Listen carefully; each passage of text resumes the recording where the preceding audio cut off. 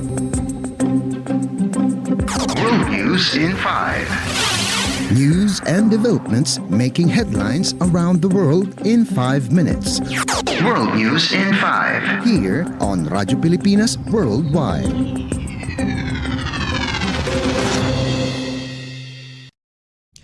This is World News in 5 here on Radyo Pilipinas World Service. Yemen's Houthi group says it launched several ballistic missiles toward southern Israel on Wednesday as it vows to continue its offensives in support of the Palestinian people.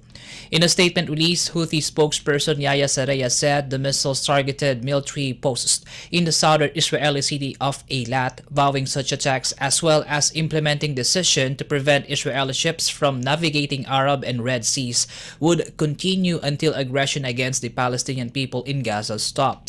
Israeli online newspaper The Times of Israel confirmed the attack on Eilat, setting off sirens in the city. Citing the Israeli Defense Force, it said missiles were intercepted outside the Israeli territory using the country's long-range Arrow air defense system. As war in Gaza intensifies following the militant group Hamas's attacks on southern Israel in October, Iran-aligned groups including the Yemeni-based Houthis have also started launching missile and drone attacks at Israel and Israeli-linked ships in the Red Sea in solidarity with the Palestinians. Early on Wednesday, a U.S. warship sailing in the Red Sea intercepted another drone launched from the Houthi territory, the sixth interception in the area since October. The U.S. and Britain have condemned attacks on commercial vessels, saying such were a threat to international commerce. World News in 5. Here on Radyo Pilipinas Worldwide.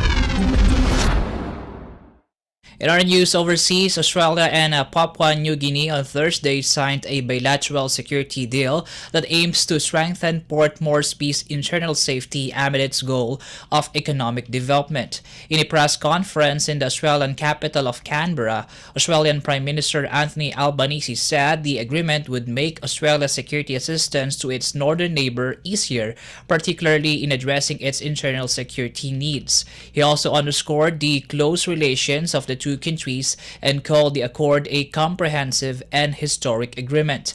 Under the deal, Australia would assist Papua New Guinea in defense and internal policing, along with helping farmers meet Canberra's stringent biosecurity rules and boosting biometric technology for airports. The agreement followed Papua New Guinea's separate deals with the United States and China early this year in a bid to upgrade Southern Pacific nations' defense and trade. Speaking to reporters in the Australian capital, Papua New Guinea Prime Minister James Marape also recognized the much closer ties of the two nations through the agreement by saying the deal showed they were brother and sister nations. Despite having such an agreement amid concerns of embroilment from the strategic competition between the United States and China, Marape stressed that his country would not pick a side and would maintain a friends-to-all approach as part of its foreign policy.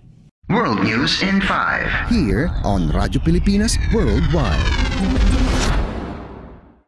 For our Philippine Embassy and Consular news, the Philippines, together with other ASEAN member states, recently commenced drafting the strategic plans of the ASEAN Community Vision 2045 at the 12th meeting of the High-Level Task Force on the ASEAN Community's Post-2025 Vision, or HLTF-ACV, held in Jakarta, Indonesia.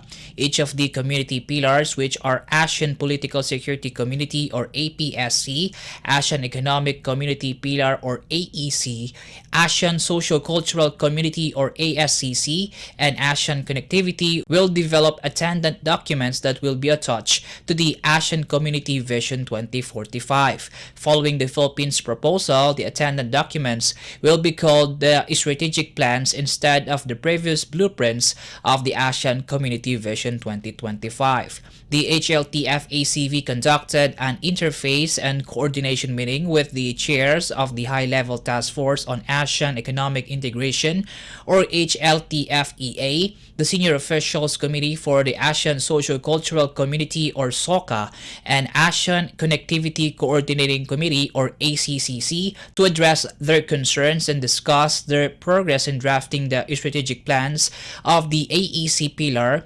ASCC pillar, and connectivity respectively. Ambassador Elizabeth Buensuceso advised the chairs of the HLTFEI, SOCA, and ACCC that in the process of drafting the strategic plans of the Asian Community Vision 2045, the approach was not to predict the future but to identify the challenges to ASEAN and have the institutional strength and flexibility to face such challenges in the next 20 years. She then challenged the drafters of the strategic plans to convert these challenges into opportunities for ASEAN. Ambassador Buensuceso also pushed for stronger cross-pillar coordination as the drafting of ASEAN's strategic plans began. Ambassador Luis Cruz, the high-level representative of the Philippines to the HLTF-ACV, meanwhile participated in discussions with other ASEAN member states on the drafting of the ASEAN Political Security Community Strategic Plan. The Philippines proposed that for the Vision 2045 to reflect the will of the people of ASEAN, the HLTF-ACV 2045 should consult with non-governmental organizations, including the ASEAN Working Group on Human Rights, ASEAN Women for Peace and Reconciliation, and the youth sector. The HLTF-ACV will continue its work throughout 2024 until the release of the ACV 2045 during the ASEAN Summit in Malaysia in 2025. World News in 5. Here on Radyo Pilipinas Worldwide. You just heard World News in 5 here on Radyo Pilipinas World Service. This is Peñano. Good day. World News in 5. News and developments making headlines around the world in 5 minutes. World News in 5. Here on Radyo Pilipinas Worldwide.